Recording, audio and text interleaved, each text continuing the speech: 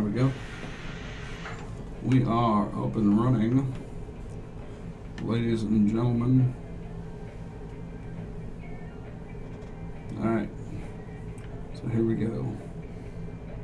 Go ahead and throw this share out.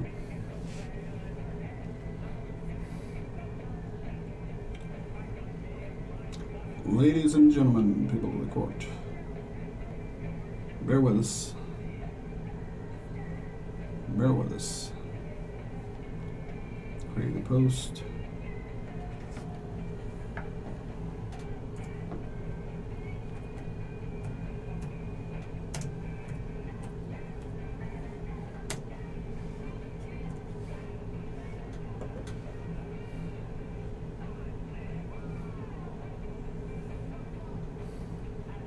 There we go.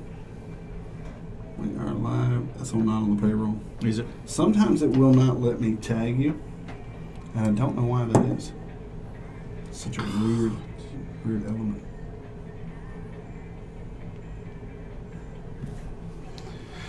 All right, so let's see here. All right.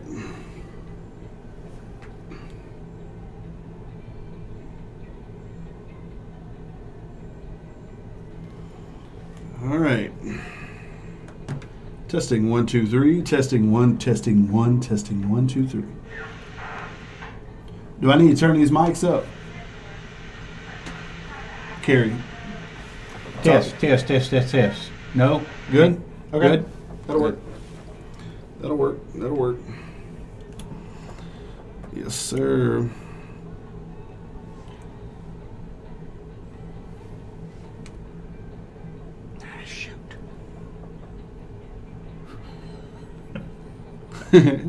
Don't cuss.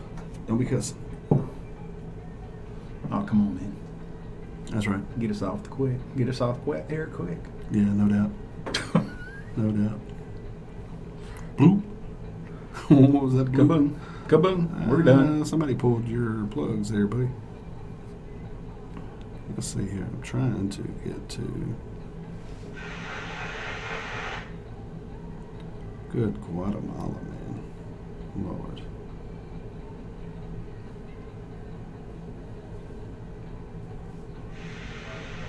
I'm going to turn that thing down. Shut that door.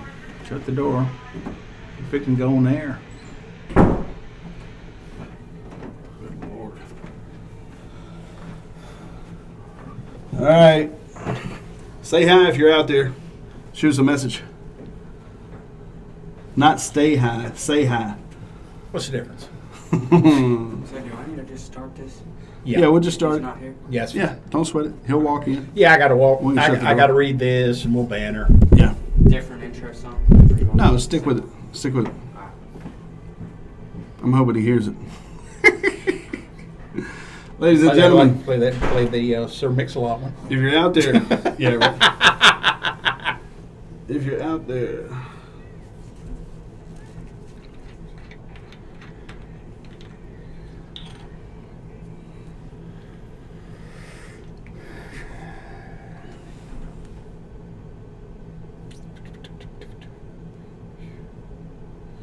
you gotta do the intro.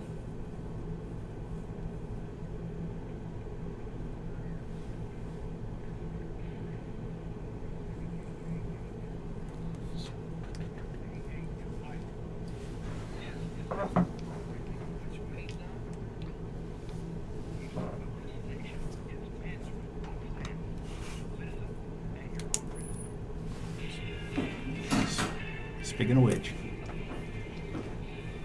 Come on in, man. Come on in. We'll shut that door for us. No, young man. It's going, brother. You are listening to Not on the Payroll right here at 107.3 FM KJAS. Man, I'm your host, Jay Sharp, and I'm sitting here with my co-hosts, two of my co-hosts tonight. I've got Mr. Kerry Thomas sitting across from me, and the great and honorable Dishonorable State Representative James White. How are you, sir?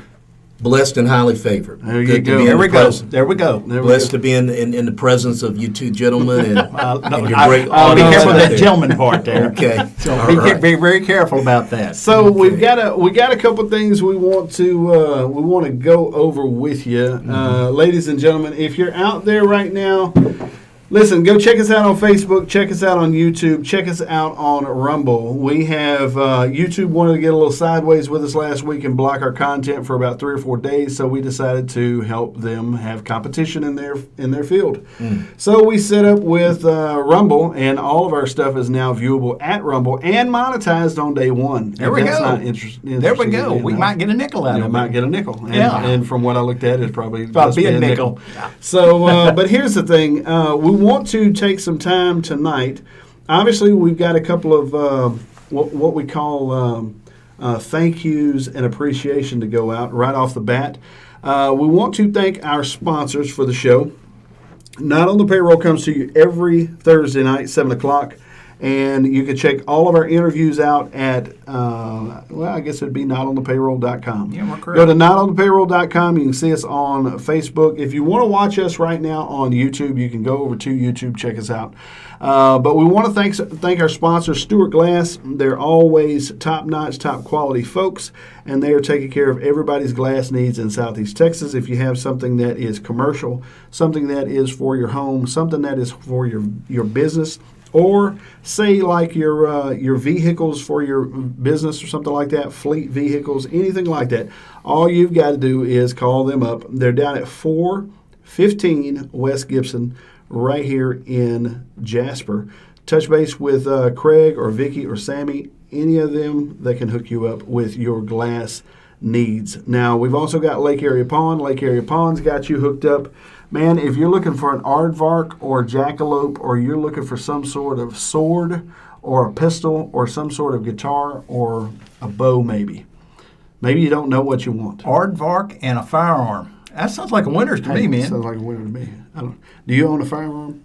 Absolutely. Okay, so there you go. Firearms. Firearms, plural. Yes. There we go. So Are you armed as we speak? Not inside. Not inside. We didn't know the parameters. the rules, Yeah. but we are armed. there you go. There you Okay, go. well, I am. We so are don't a- worry about it. Yeah. Don't So- worry about I am. Yeah. So we are free people. That's exactly right. So here's the deal. If you want to be free people too, we are First and Second Amendment all the way.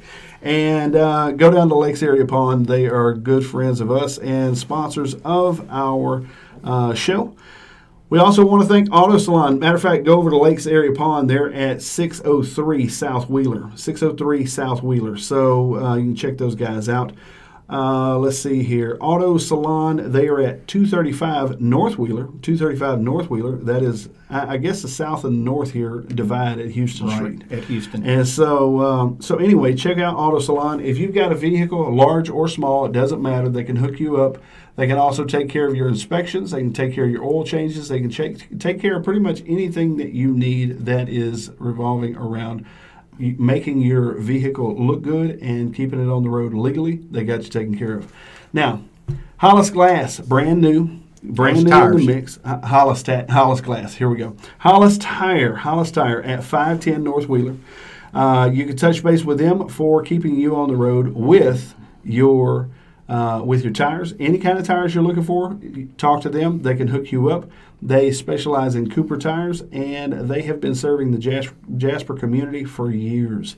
And so if you need to be hooked up, hey, when you go into any one of our sponsors, just say, hey, I really appreciate you sponsoring the show on Thursday nights. And although we don't agree with everything those guys say, we really appreciate the fact that somebody's sponsoring Absolutely. two lunatics to get on here Absolutely. and communicate. Absolutely. So having said all of that, we do have a little bit of an announcement here this House week. cleaning. A little bit of house cleaning. House cleaning. Now, last week we had on Miss Alicia Davis and Mr. Mike Hillen. We had them on, and there was a statement that was brought up during the second hour. If you don't know what I'm talking about, we ran the first hour on 107.3, and then we ran the second hour on YouTube. So if you didn't go and watch the YouTube second hour, which I heard a number of people did, you don't know what we're talking about. But there was a specific statement made from Mr. Mike Hillen about KJAS not running a story as it pertains to the property taxes and his remembrance of that situation. So what we did was we tried to do our due diligence. We got we talked to KJAS, and KJAS wanted us to release this statement, and Mr. Thomas is going to read that for everybody right now. Mr. Thomas. Mr. Thomas. There we go. There you go. In response to the recent comments stating that after consulting with legal counsel, Rayburn Broadcasting, or KJAS, decided not to do a story about the tax assessments in Jasper County, I would like to say the following. KJAS Radio News has never backed off of doing any story concerning tax appraisals within the county, and I do not remember ever discussing stories involving taxes or evaluations with any attorney. Just the opposite. Issues in reporting of taxation or appraisals are one of the clearest areas of journalism in that everything involved is public record. Sincerely yours, Mike Lout, owner. There you go. So, ladies and gentlemen, here's the deal. Sometimes it seems like we might get drug off into the weeds a little bit in some of these interviews and things like that. But what we try to do is try to do our due diligence. And once again, as it pertains to property tax and Miss Alicia Davis's accusations and some of the things that she has stated. Also, Mr. Mike Hillen, some of the things that they have stated with the Eliminate Property Tax group. We are doing our due diligence on the back end to try to get the chief of the appraisal district to sit down with us. Talk with us, yeah. And we are making headway there. So here's the thing. We're making headway, and I'm going to do everything I can to have that conversation because I think it would be a very valuable conversation for those who are in the positions that know the information. Have a sit down with us and communicate and maybe dispel some rumor and maybe dispel some of these accusations, right. if right. that's possible. Maybe right. some of the accusations stick up against the wall. Maybe they don't. Right. So having said that, we are trying to do our due diligence here with pushing. If you're out there right now and you have not shared our link over on Facebook, or you have not talked to your people, go ahead and get them online. We've got James White here, State Representative James White. Get your people out and about and get them listening. Check us out on Facebook for that link or YouTube.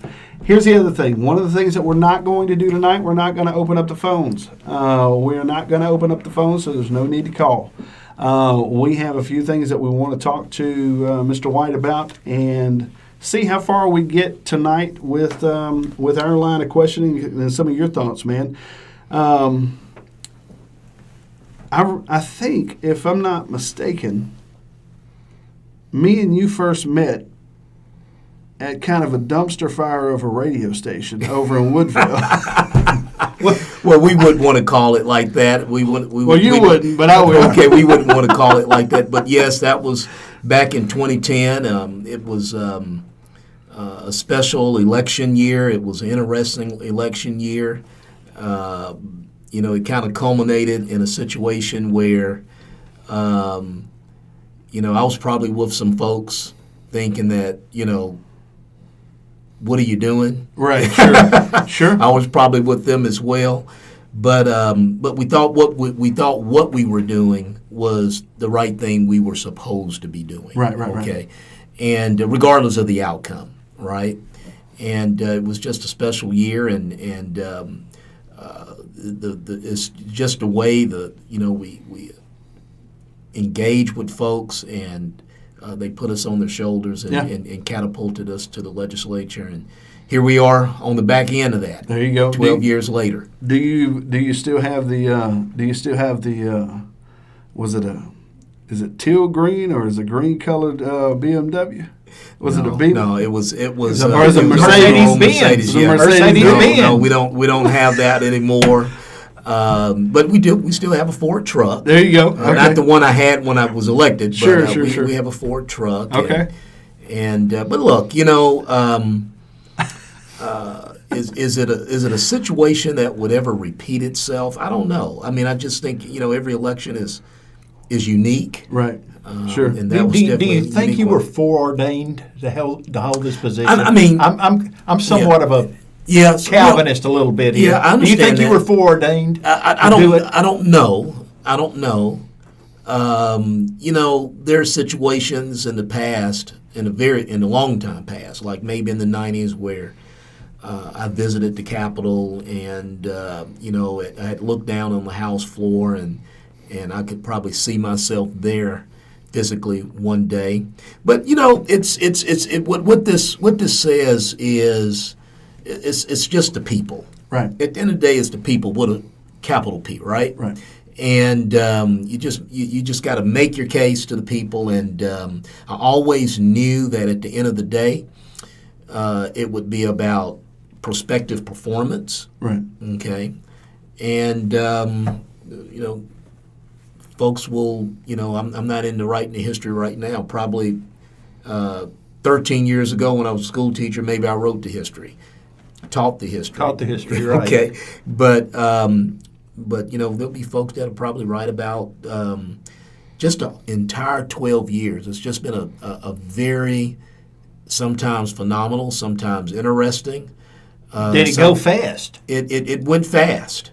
I started with a drought and wildfires, and seemed like we're ending. I think we're fixing to have drought and wildfires here. But if you look at the bookends, before this bookend we're on, millennial biblical floods and rains. Sure. Right. Exactly. Pandemics. Yeah. You just would never think that. Yes, we had the influenza flu pandemic back in 1919, and you would think, well, that ain't gonna happen. Something you read in the history book. Yeah. That won't happen while you're on watch. It won't happen again. And sure And it enough, did. It And did. it did. It did. So, it's just been a real for a school teacher that has taught government, someone that has studied government. It's in some instances it's been a live experiment. But look, it's been a great journey, and we've met so many phenomenal folks, fabulous folks, God-fearing folks. I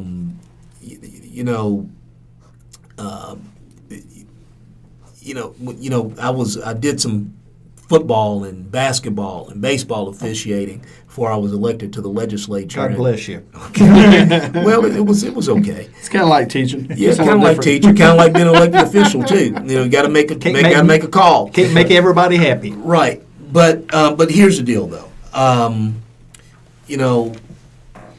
You've just got to make a call. You got to call it like you see it, you try to get all the information that you can, and then you make a decision. So look, it is what it is, and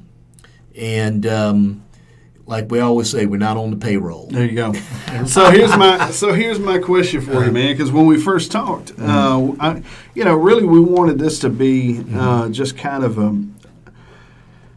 I don't know if you can call this a mastermind, but we'll be close between the three of us about this school safety and security stuff. Yeah. Because that seems to be the headline that everybody's focused on today, Right. and the real question is, how do we keep it from just going washing under the bridge?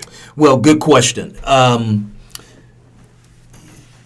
I had a 14-hour, I was talking to someone today that said it was actually 16 hours, but we had a 14 to 16-hour hearing last week. Matter of fact, we go from today, and my intention was to, one, what do we do now with school opening in less than 2 months from now. Sure. Those of you that know this, our volleyball young women, they're back in the gym. Volleyball girls are already working out. And probably now, definitely Yeah. they'll be back in July. Yeah.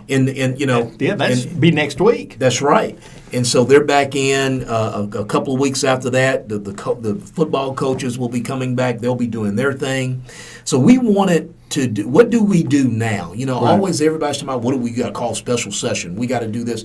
Well, we got to get schools open now. Yeah. And the fact is, after El Paso shooting, after the Santa Fe shooting, after the Sutherland shootings, there were legislative hearings and there were bills filed and there were recommendations.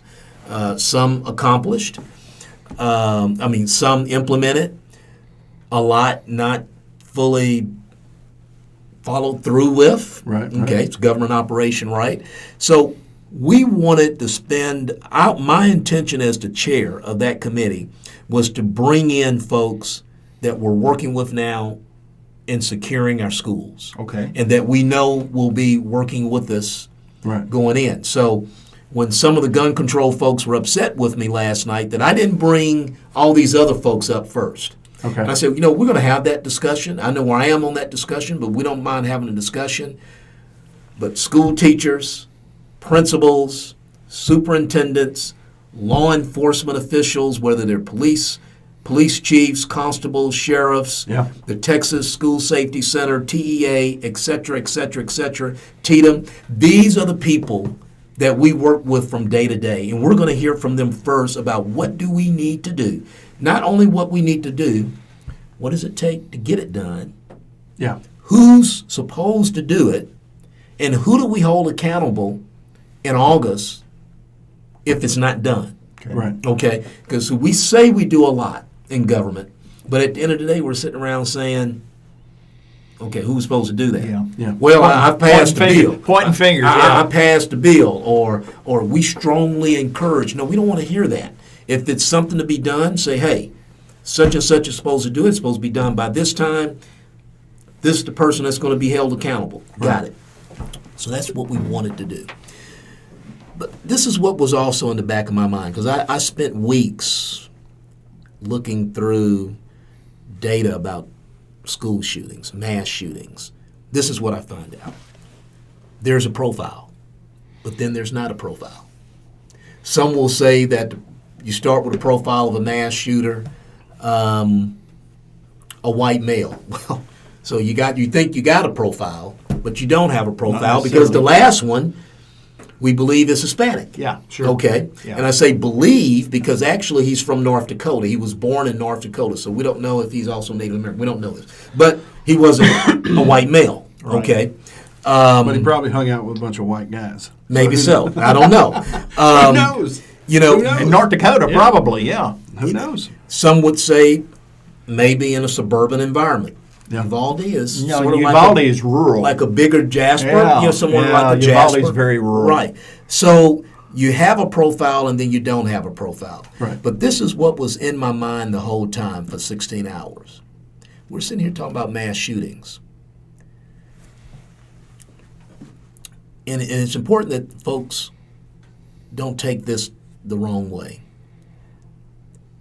Mass shootings in of themselves as incidents are extremely rare. For the right reasons, our media talks about them a lot when they Right, happen. sure. 19 children in 3rd and 4th grade with their school teachers and 17 other people. Yeah, it was worldwide. Okay, well, yeah, that deserves some news coverage. Right. Okay, Yeah, yeah. We were in Israel and we heard about it. Yes. It was the top of the story in Israel. but these are still rare events. Sure. So I'm thinking all the time, what are we missing? Right. What are we missing? It's a school shooting today. Right. What is it tomorrow? Right. And I think what I learned from that hearing is it's like muscle memory. Okay, those of us that have played sports, it doesn't matter what your defensive scheme is. You got to tackle. Okay. Yeah. Doesn't matter what your offensive scheme is. Fundamentals. You gotta block. Yeah. Okay, so the basic blocking and tackling to responding to inflection emergency events is pretty similar. Okay. If it's so the point is we got to get that. We got to refine that. Radios have to work. Yeah. If you're responsible for closing the door's got to close. It may be a school shooter tonight. I mean, sometime in the school year. Tomorrow, it could be whatever. Who knows? Sure. Why you got to close? You got to get to a hard corner for a school shooter today. Maybe you got to get to that hard corner where there's no windows because it's a tornado. Okay. Sure. Yeah. It doesn't. Right. Basically, what you're saying is, it doesn't matter what the emergency is. We need to pick up some security. We need to pick up the security of all of our schools. Right. And then how that relates to our cities, our counties. Some of the school districts, small towns in my district, a lot of people work in Beaumont, many work in Lufkin or somewhere in Livingston or something. So most of the people that are left behind are at the school. Right. Okay. You're right. So so that's what I was thinking. And chairing the Homeland Security and Public Safety Committee, we have lots of jurisdiction over Texas Department of Emergency Management, emergency response, 911 communications. What are we missing? Let's just not plan for the next mass shooting and get tunnel vision on that, Right. and then we have a bomb threat. And miss it. Yeah. Yeah. Okay, or a massive, multi-truck collision with chemicals and petroleum near school. So that's what I was going through in my mind. So, we'll have a report that we'll send to the speaker, okay, with some recommendations. Yes, we would like to enlist, in my opinion. Now, some of my friends on the other side of the aisle have said, James, having more law enforcement or more people at the school, responsible people at the school with firearms, that ain't the answer. We got to take up the weapons. I said, well, okay, I don't agree with that, but I would say there is some value to the good side outnumbering the bad side with firearms. Yeah. Okay. So we have a school marshal program in Texas. Yes. How much blowback have you received from the schools themselves on the school marshal? No, how many don't want their teachers carrying guns? Because when I was teaching at Buna, Buna didn't want us to carry. Okay. Well, look, Now they've changed, I think, their ideas, but Well, let me tell you guys, and to my fellow citizens, at some point in time, you have to let people do their jobs. Sure. Okay. You elect legislators, you elect governors, Right. lieutenant governors, but you elect mayors, you elect county judges, you elect commissioners, you elect school board members, and then they appoint or hire superintendents. So when you have an elected body, even if it's locally, you got to let them make some decisions. Okay. So my deal is on the school marshals program, I think it is ideal.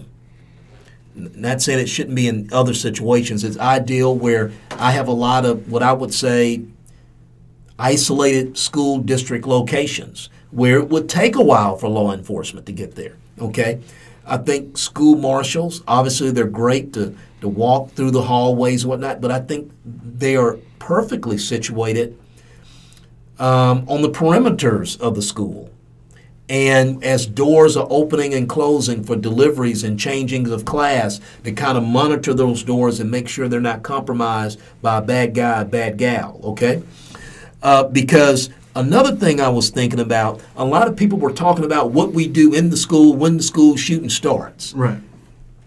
What I was thinking about also, what are we doing on the periphery out to stop it from happening? Sure. Okay? Yeah. Because I told the speaker, I said, one of his recommendations were these, I think you can give certain people in the campus some type of button. And Kind of like a lifeline type of you deal. call An emergency 911. button. Emergency button. I said, I think that's great. Yeah.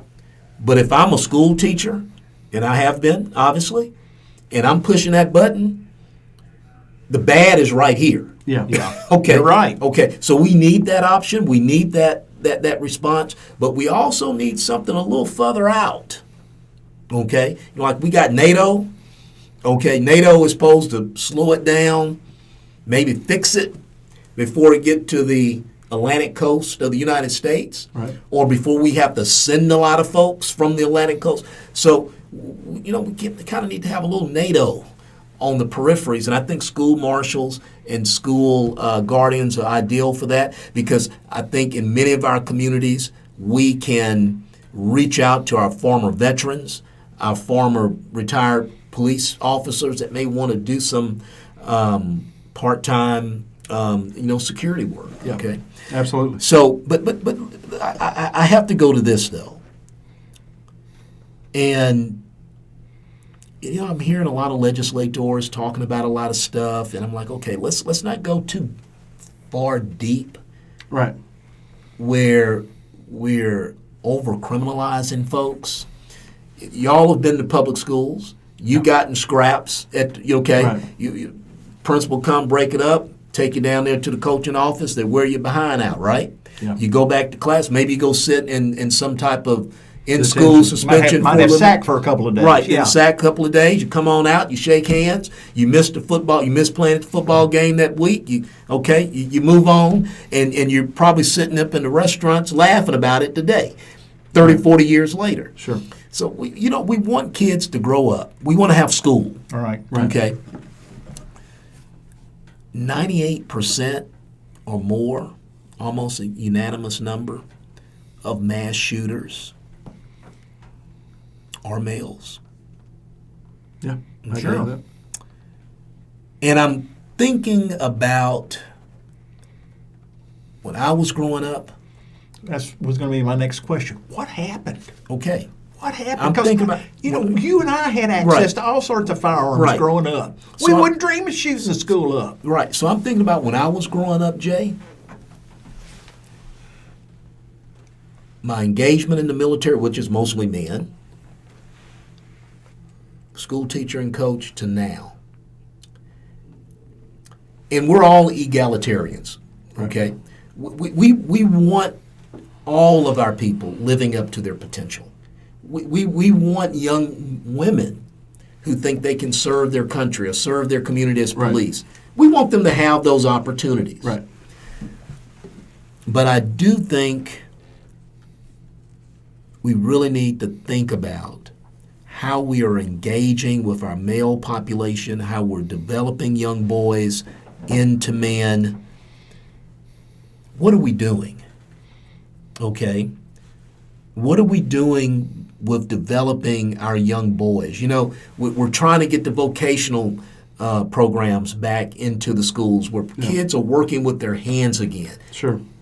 I got as much discipline in wood shop as I got in sports. From coach, yeah. Okay. But the dilemma, though, I mean, you're also dealing with the issue that's going on all across society right now. Let's go with where it. Put it where, out there. Where you've got a bunch of parents who won't shut the hell up when it comes to people, when it comes to teachers and coaches disciplining their kids. Also, if I have a regret about that 14 to 16-hour hearing last Thursday through Friday morning, Right.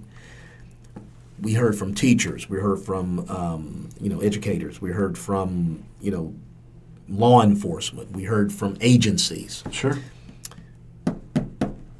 Didn't really hear from parents.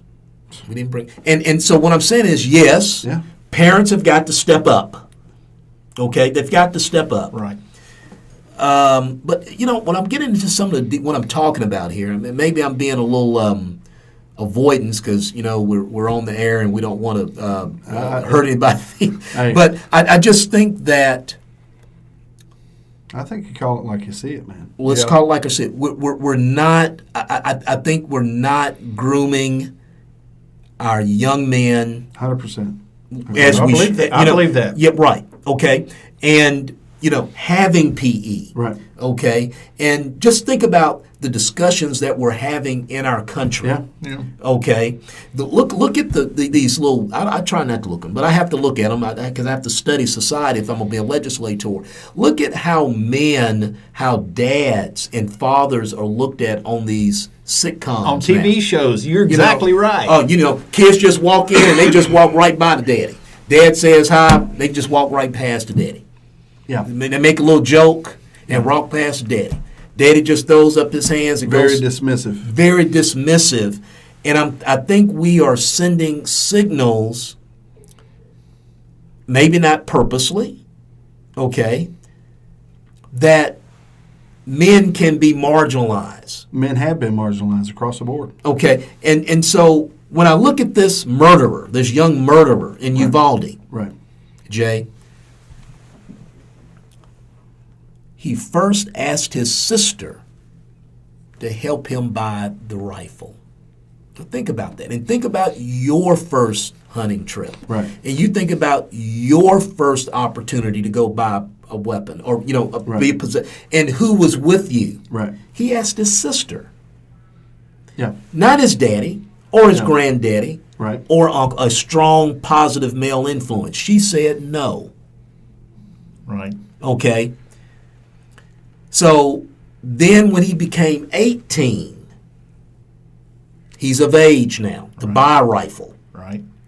and he does it on his own. Many of us, those first opportunities were shared with a strong, positive male, role model. Absolutely. Okay, your first hunting trip. And see, those things matter. We are men. Okay? Being in woodshop, working with our hands, working out in the fields, getting sweaty, Sure. getting dirty. Okay? That's how we develop. It doesn't say that you don't become a lawyer Right. or a computer technician or radio talk show host. But there are just certain rites of passage. And so one of my recommendations, and we're still working on the language, is we think we need to include parents in this discussion. We need to include educators. We need to include clergy.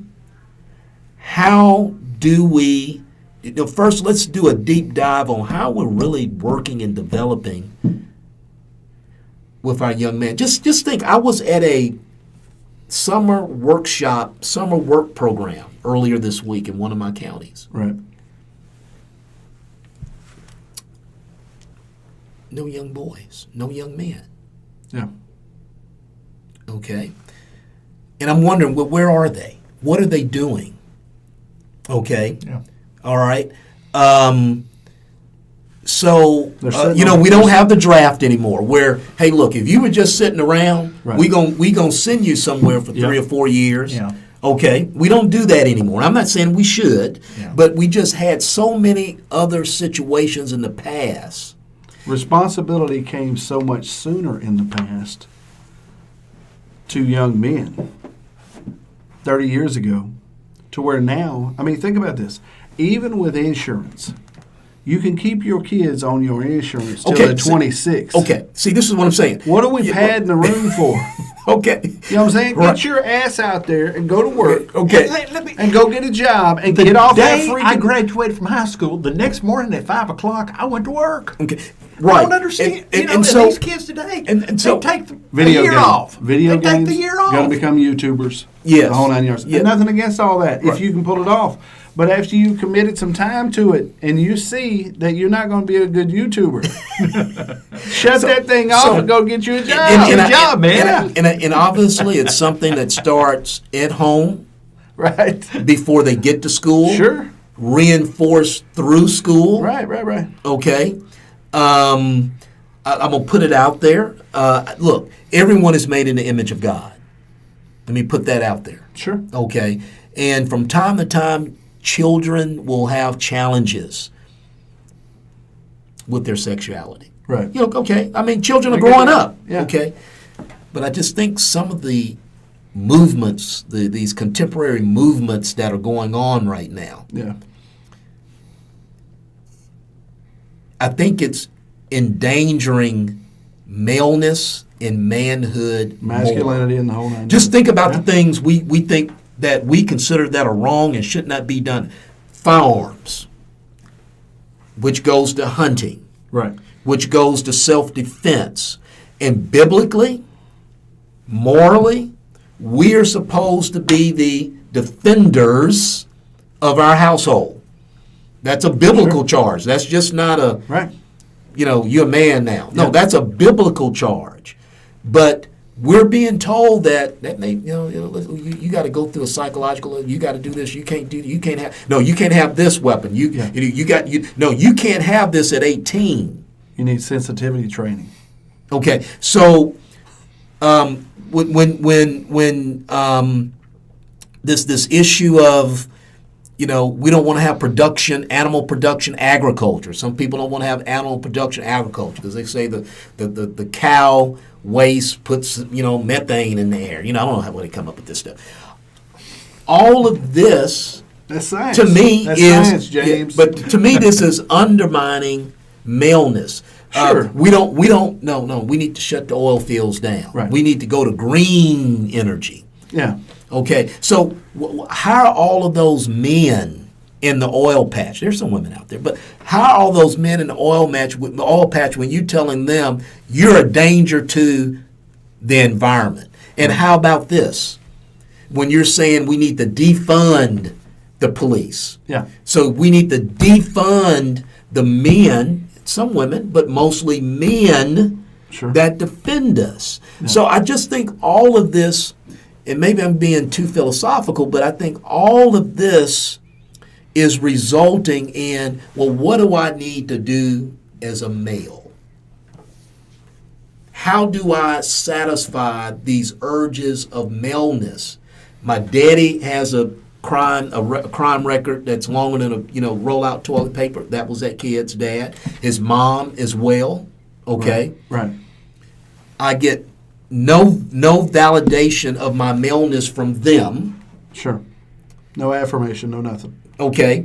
On my maleness. Right. My sister won't even help me buy my first rifle. Right. Okay. No one is validating my maleness. Okay, so, in the right way. All right, so if we're going to throw that out there, then we also have to do a clear assessment as to how many of the male shooters were undergoing some sort of psychological treatment or evaluation, and the pharmaceutical side of this thing that's involved in that. Because, here's the truth. If you go back and look at all the mass shootings, they may be rare. But at the end of the day, the percentage of those who were undergoing some sort of psychological treatment is relevant in that list. So say if we just look over the last since you were elected first, 12 years ago, if we look at that and we say, okay, let's look at all of the shootings that's happened, we could quickly make the assessment. Obviously, I don't think there's ever been a female mass shooter. There are a few. I think the number I saw about 98.2. In the U.S.? I'm not sure where, but I think in the U.S. because the numbers I've been looking at pretty much U.S. But so my thing is, predominantly male. Yeah, predominantly male. So we can make that easy assessment. But the next step is seeing where pharmaceuticals comes into this process, and also psychological evaluation. Because from what I recall of this Uvalde situation, there was already warning signs, and they knew it. Okay, Is look, that what you're? Are you we're hearing some of that now. What the speaker did, he asked my committee, the Homeland Security and Public Safety Committee, to team up with the House Select Committee on Youth Health. Okay, right. He's also charged a 3-person committee, 2 members of the legislature and 1 former state Supreme Court Justice Eva Guzman, to do a deep dive on what actually happened. Sure. Okay. Right. And a lot of that, for some reasons, have been done in executive session to get people to actually come in and not have to worry about anything, following them or what they said. So I have read some commentary, not specifically about the most recent serious mass shooter, but psychiatric, drugs, they were probably addicted to or on, prescribed. I'll be honest with you. I haven't been on Prozac. Right. Okay. So I haven't done a deep dive to say it's this percentage, but I have heard that. But I'm telling my colleagues, the guns have been here. Been here for years. The guns have been here. The psychological makeup of the male is what is diminished. Okay. The guns have been here. Okay.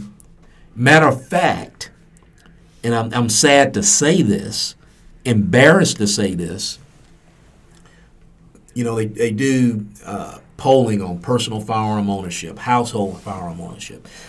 Household firearm ownership has pretty much nationally been within a 5-point range, Right. 37 to 42%, given year. Right.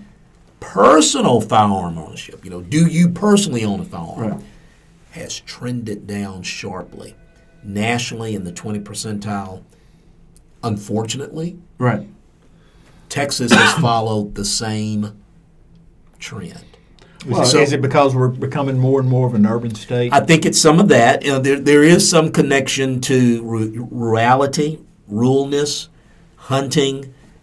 Because if you own a hunting rifle, then you may have A pistol. Pistol, Okay, so right. there is something to that. So I'm saying is not only have the guns been around, Right. but we would say there are fewer people, probably owning more individually, but there are fewer people in relatively stable numbers of households.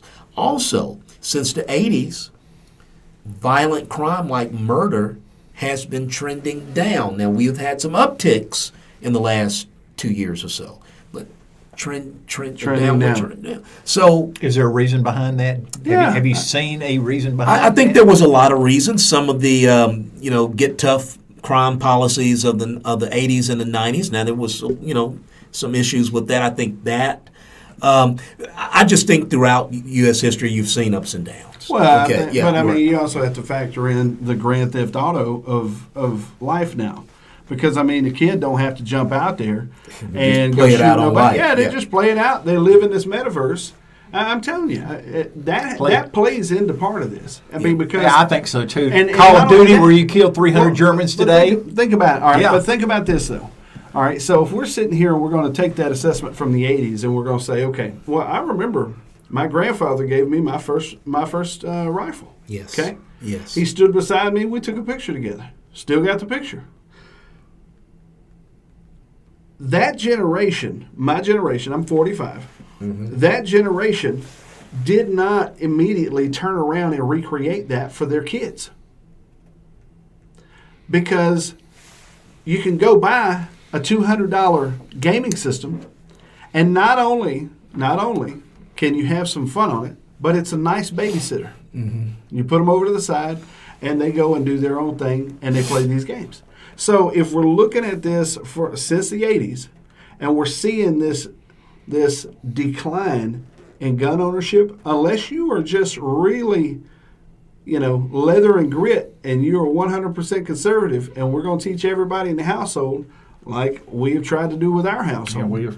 I mean, there are a lot of people who have moved away from that moment of standing in front of the mantle with their grandpa, getting a picture with their first rifle. That whole thing has shifted. That whole So let me thing has let me just shifted. put it on the table. So the transgenderism, the radical sexualization of our children, Sure, it's too much. 100%. And we need to get back to the basics. So, I said, look, we can, and I'm not for this, obviously. Right. You can take up all the guns, you still got a male problem. Sure.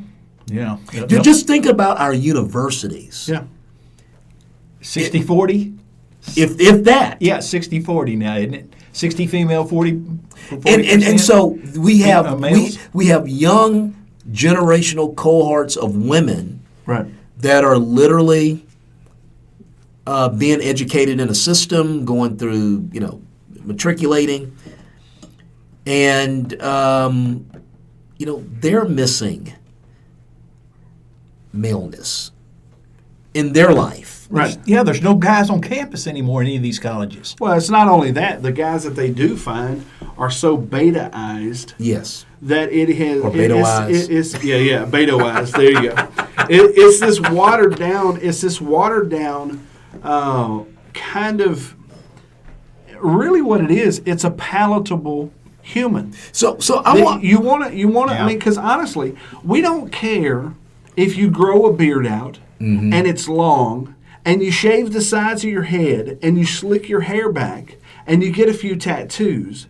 We want you to cuddle with us being society. We don't want you to ever hurt our feelings. And we want you to bring home the check, or at least one of the checks into this household. It's really what society has done since the 80s and 70s. Okay. Because sitcoms started this crap. Okay. They started this crap. Remember back in the day, and I remember the preachers used to jump on this about Three's Company with Jack Ritter. I think it was Jack Ritter. It was Jack Ritter, yeah. Jack Ritter was had to play this quasi homosexual position. Three's Company was Three's it? Company. Yeah, right. Is it? Yeah, Three's Company. And I'm sitting here going, that's where a lot, and I'm not saying that one thing, but I'm saying there was a shift, and we all began to be trained how to be these milk toast. This is the reason the show Last Man Standing has been such a success, and the reason why people hate it on the other side, because you have this masculine male who is leading the charge and is not taking any crap, and he's running his mouth and he's hurting people's feelings, and at the end of the day it all comes together and we all sit around a table of food and that type of deal. There is almost this push in society to take whatever it is that makes people offended at men, remove that thing, but keep the shell so we can at least keep the worker out there working. That's my opinion. So it's important for young boys to have strong male role 100%. models. I agree. It's important for those strong male role models to know when to put the hand on the shoulder, Right.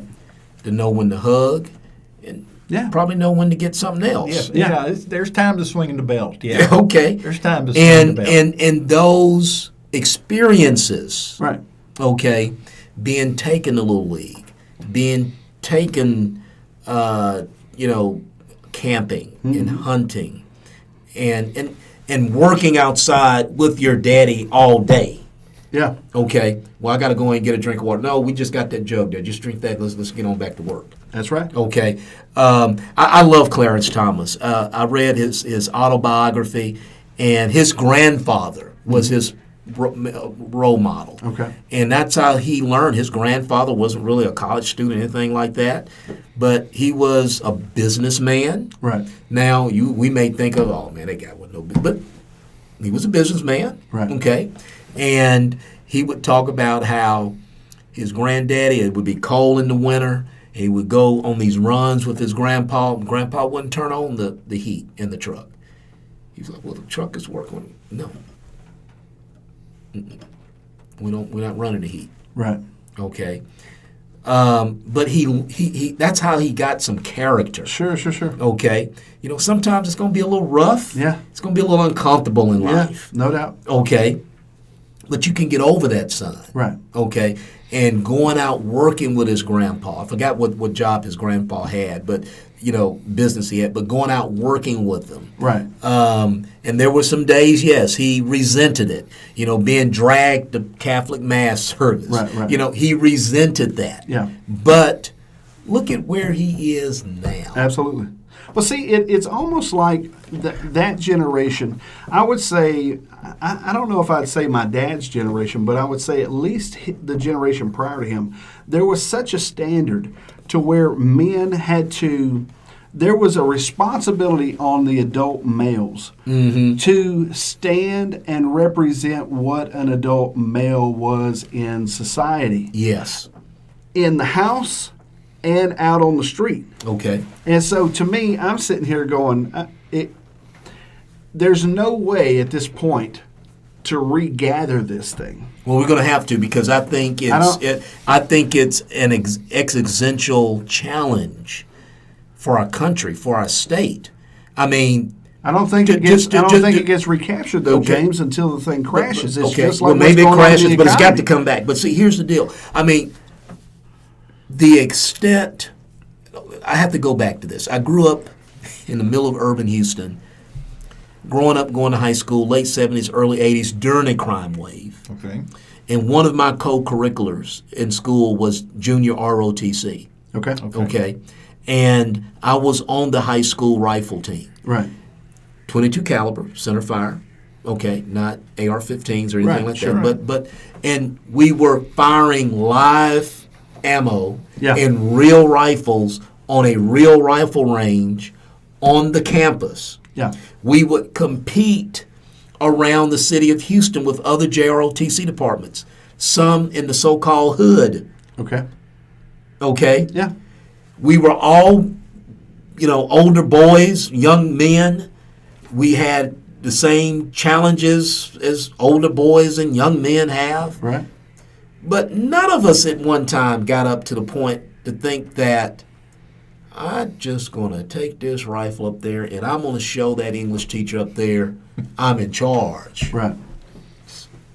Never. Never occurred, did Never it? occurred. Never occurred, did it? So if you factor in the social media life of these children, then what you've done is now you've added in a factor into this mix that has turned most of the young people into these little micro narcissists.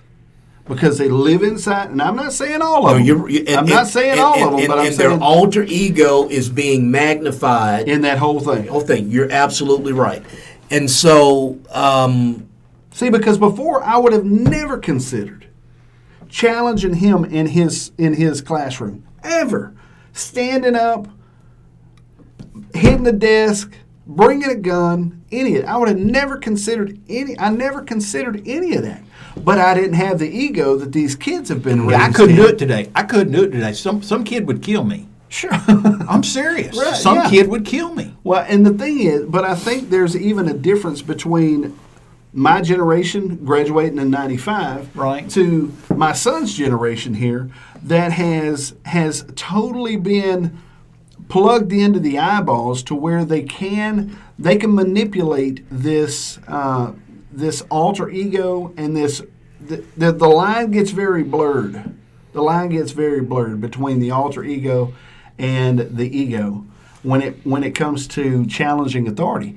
And I mean, when you don't have an authority at home telling you what to do, or standing up for you and affirming you as a man and leading you as a man, when you don't have that, then you plug them into these schools, and honest to God, I mean, to me, I guess are the only school shooters at this point, the Columbine shooters who were two that were Two in guys. school, Right. but they were in school. Right.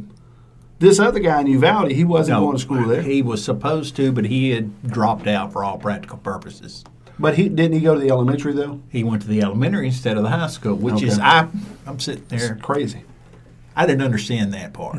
Yeah. If you're going to shoot something up, let's shoot the high school up. Well, Yeah. it just that- seems all, I that just kid- think so there's Will, a lot kid more was- in the formula these days. Well, in the young men it's this and thought, young women too. and I think my fellow colleague, classroom colleague, will appreciate this. It's a thought of that we have structured education to the extent that it's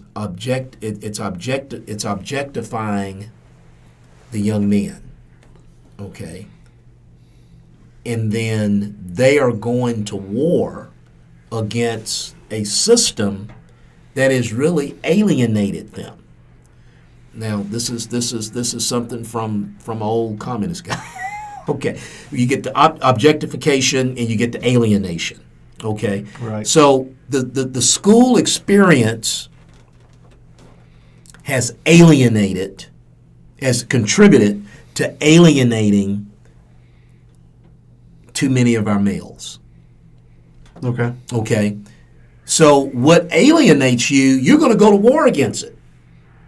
At some point, yeah. It has objectified you. Yeah. You've been alienated. You want into that, and you're going to go to war against it. Okay, so I'm saying And I this. saw this coming Okay. about 3 years before I says, I'm retiring. I saw this coming, and it's just So it was so- it was just completely changing everything. Yeah. Yes. So we've got to bring back. Doesn't have to be structured every time. Some of the most creative learning experiences is doing recess or PE, physical education. Okay, but we've got to get back to really recognizing the value of our maleness. Okay, and that's really what I just sat and I didn't ask very many questions. I didn't weigh in, but my point is, what is going on when these men, maybe young, maybe middle age, okay, Sure. are getting so frustrated that they have to go shoot up a school, shoot up a grocery store. Right. They have to go and Enact violence on someone else. on people that cannot do anything, cannot react to them. Here's another thing. There's a profile and then there's not a profile. Right. They tend to, this is getting back to maleness, to be very adversarial and aggressive with women. Okay. Is it because they're this whole idea of an incel? Are you familiar with that term? Where they're Help me out. Involuntary celibates. In other words, they can't find I a know what you're girl talking about. I know who what you're will about. even Yes. look at them. Yeah, I know what you're talking about. Yeah. You know what I'm talking about? Yeah. Well, Does that my play into it, or who knows? I mean, because you can get into you can get on the psychological side of it. I'm telling you, you'd be more apt. You would be better off and better served to evaluate this whole thing based on how many pharmaceuticals are involved. First of all, Okay. how many pharmaceuticals are involved in the process? But to me, the real question is this: so we've outlined the problem, as far as maleness is concerned. Mm-hmm. How does an administration like Jasper, Buna, Kirbyville, Newton, Woodville, all these down in Warren, what is the ticket to reinstituting some male affirmation and male leadership in such a way? Because you still got football. That didn't get it done. And that's only a few. You or still, some. sure. Yeah. You still got baseball. You still That's got some. basketball. That's some. You still got track. Yeah, it's some. But what I'm saying is you still have these things that are being leaned on in some way as a crutch to kind of raise these young men. Okay. And so my question is, what's the next step? Because I'll be honest with you, I didn't get affirmed too well in chess club. I'm just saying. I appreciate Anton Tosser, bro. And I love whipping some behind and some play chess. some chess, Okay. couldn't he? Well, I like that. One thing that the three of us know is that there are three, at least in Western civilization, okay, there are three institutions, Right. and we would say godly institutions: the family, the church, Okay. the government. Okay. So it starts in the family. Right. Hopefully the church is supporting those values of Right. the family, and hopefully the government is doing the same. So I often tell people, guys, we just come from the family, like all y'all, of me in government, those of us in government. So if your families are dysfunctional, if your government is dysfunctional, well, just go back and look at your families and your churches, because we're coming from the same institutions. Sure. Ladies and gentlemen, we appreciate you for tuning in. It is not on the payroll. We have been sitting down with the great and honorable Not so great, not so honorable. State Representative James White. Man, we appreciate you taking time out of your schedule, man, to sit down with us. And Yes. we appreciate you guys out there for listening. Tune in every week, 7 o'clock. Are there any final things that you want to throw out there, man? Hey, look, we're extremely proud to represent you in the Texas House of Representatives. We ain't through yet. Okay, the term ends, end of this year, early in January. So we'll continue to work. I mean, things change from time to time, but we intend to continue to work, and we'll just see what the Lord has for us. But I think the big takeaway from our discussion, and obviously, last week, is we really need to think about how we're engaging our boys, our young men, our men. All of them. All of them. Yes. All of them. I agree. Ladies and gentlemen, once again, we appreciate you for tuning in. Check us out on Facebook. Check us out on YouTube. Check us out on Rumble. Go over to Rumble and check us out there. NotOnThePayroll.com. We appreciate you once again, James, for taking time out of your schedule. And Happy ladies, 4th. happy 4th of July. It's right around the corner here. Enjoy your weekend and be safe around those fireworks. And hey, if you get a chance, go find you some Jesus this weekend. Praise the Lord. Love you. Love you. Happy birthday, Reed. Yes. Hey, thank you for that. Amen. Yes, sir. Yeah. How you boys? What are you been fixing to doing? run for? Oh gosh. What are you fixing to run for? I don't know. Or have you got it out of your system? You know, my brother ran for DA in Jefferson County. Which I- DA's was- Perry Thomas. Okay. He ran for DA down in Jefferson County, and you know how Jefferson Well, we'll County see. is. I think it's we'll just see. I mean, I think about So what are you going to do this next year? well. You going to be teaching at Prairie View? You listen to too many rumors. There's some opportunities out there, and we're just going to see where the Lord understand this. I've got got another boat that I didn't have when I first ran. Okay. When I first ran, it was just pretty much me and the boaters. Now, 5 years into marriage, I have. Before I come to y'all with a suggestion, I got to first clear it, Sure. and that could be a veto. Yeah, I understand. Yeah, we understand that. Okay, so I got another veto before y'all may tell me hell no, but this one may tell me you don't even have to go ask. Okay, so but no, she's been a champ on this, and we're going to see. Y'all will be one of the first to hear. But whatever we're doing, we want to make sure